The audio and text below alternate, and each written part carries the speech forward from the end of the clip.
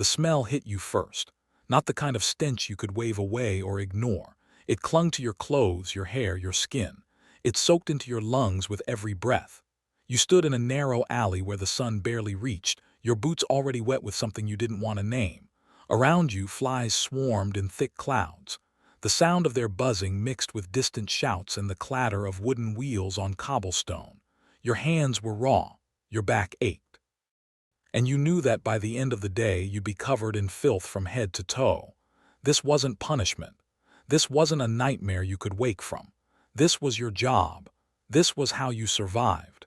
And if you stopped, even for a moment, you'd lose the only income keeping you and your family from the streets. In the early decades of the 18th century, life in London was nothing like the neat streets and clean homes most people imagine today. The city was crowded beyond measure. Families of 6 or 7 crammed into single rooms. Buildings leaned against each other like drunken men, their foundations rotting from centuries of neglect. There were no sewers as we know them, no running water in homes, no garbage trucks rolling through at dawn. Instead, waste piled up in the streets. Human waste, animal waste, food scraps, dead rats, all of it left to rot in the open air. Rain turned the streets into rivers of filth. Summer heat made the smell unbearable. Disease spread fast. Cholera, typhus, dysentery. People died in their homes and sometimes weren't discovered for days. The rich lived in cleaner parts of town, but even they couldn't escape the stench that drifted through the air. And in the poorest neighborhoods where the workers lived, survival meant constant contact with the very things that could kill you. Someone had to deal with the waste. Someone had to haul it away. And that someone was almost always desperate. Thomas Harrow was 23 years old when he took the job. He wasn't born into it.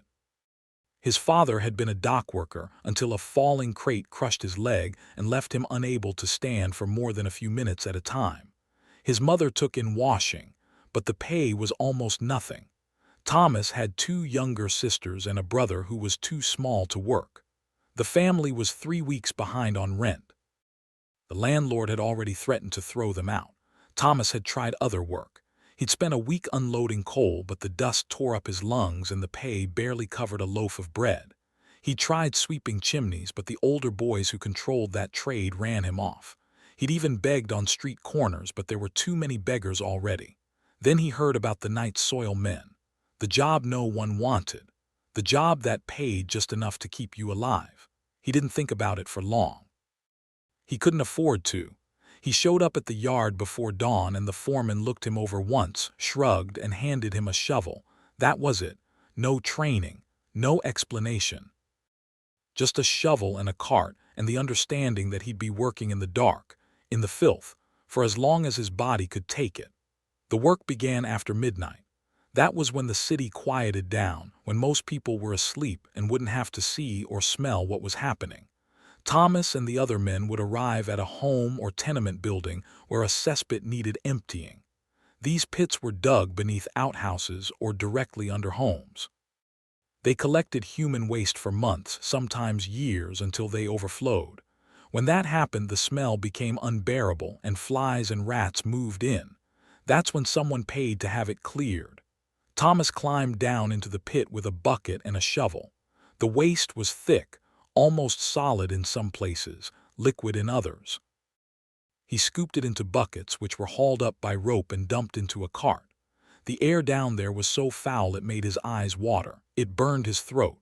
Some men tied rags soaked in vinegar around their faces, but it didn't help much. The work was slow. One pit could take hours. His hands blistered. His arms shook from the weight of the buckets. And the whole time he had to be careful not to slip, because falling into the waste meant you could drown in it. Men had died that way. Once the cart was full, they hauled it through the streets to the edge of the city, where they dumped it in designated fields. Farmers sometimes bought the waste to spread on their crops. Other times, it was just left to rot. By the time Thomas finished a shift, the sun was coming up. He'd go home, strip off his clothes in the alley so he wouldn't bring the smell inside, and collapse on the floor. He barely slept. The stench stayed with him even when he washed. People avoided him. Even in his own neighborhood where poverty was normal and most people did hard, dirty work, The night soil men were treated differently. Women pulled their children away when he walked by. Shopkeepers refused to let him inside. He'd go to the market to buy food, and the vendors would hand him his goods without looking at him, as if eye contact might somehow spread the filth. His younger brother stopped talking to him. His mother cried when she saw the state of his hands, the way his skin had cracked and bled from constant exposure to the waste. Thomas didn't blame them. He could smell himself. He could feel the weight of it in his bones, the way the work had changed him. He wasn't the same person who'd taken the job. He moved slower now. He barely spoke. At night, he dreamed about drowning in cesspits, about being buried alive in waste. He'd wake up gasping, his heart pounding, and for a moment he wouldn't know where he was. The worst part wasn't the physical exhaustion. It was the knowledge that this was all his life would ever be. There was no way out, no way up. He was trapped in a cycle that would only end when his body gave out or when he made a mistake that cost him his life. If you lived in that time, in that place, and you had no money, no family connections, no skills that anyone valued, what would you have done? Would you have taken the job Thomas took, knowing it would destroy you slowly, or would you have chosen starvation? Would you have let your family go homeless, or would you have climbed down into that cesspit and done what needed to be done? The risks were constant. The waste itself was toxic. Open wounds on the hands or arms could become infected within hours. Diseases spread through contact. Cholera, typhoid, dysentery. Men got sick and didn't recover. Some died in their sleep. Others collapsed while working and never got back up. Then there were the physical dangers. Cesspits were deep, sometimes 10 or 12 feet down. The walls were unstable. Cave-ins happened. A man named William Cobb was working a pit near Cheapside when the walls gave way. The earth collapsed on top of him and he was buried before anyone could react. They tried to dig him out, but the waste kept pouring in and eventually they had to stop. His body was never recovered. Another man, Edward Phelps, was overcome by the fumes while working in a particularly deep pit. The gases that built up in those spaces were deadly. They called it choke damp. Edward passed out and fell face first into the waste. By the time they pulled him up, he wasn't breathing. They tried to revive him, but it was too late. No one investigated. No one asked questions. These men were replaceable. There was always someone else desperate enough to take their place. But here's the part no one talks about.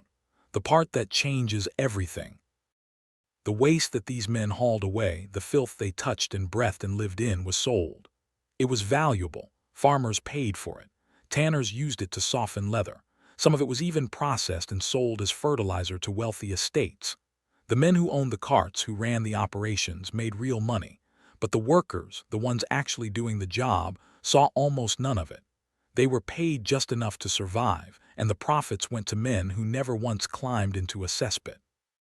Thomas didn't know this at first. When he found out, it didn't change anything. He still needed the work, but it added a layer of bitterness that settled deep in his chest and stayed there. He wasn't just suffering for survival. He was suffering so someone else could profit from his misery. Think about the things you take for granted. Running water, toilets that flush, trash pickup, sewers that carry waste away where you never have to see it or smell it. Now imagine all of that gone. Imagine waste piling up in your street, in your home, and knowing that the only people who will deal with it are the ones society has already given up on. Would you be grateful for their work, or would you look away, the same way people did then? Most men didn't last more than a few years. The work destroyed the body too fast. Respiratory infections were common.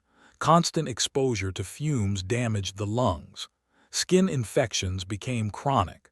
Backs gave out from the repetitive strain of hauling heavy buckets up from deep pits, and the mental toll was just as severe. Isolation, the exhaustion, the knowledge that you were considered less than human by everyone around you. Some men drank to cope. Others just went quiet, retreating into themselves until there was almost nothing left. Thomas lasted 18 months. That was longer than most. But by the end, he wasn't the same person. His hands shook constantly. He coughed up blood most mornings.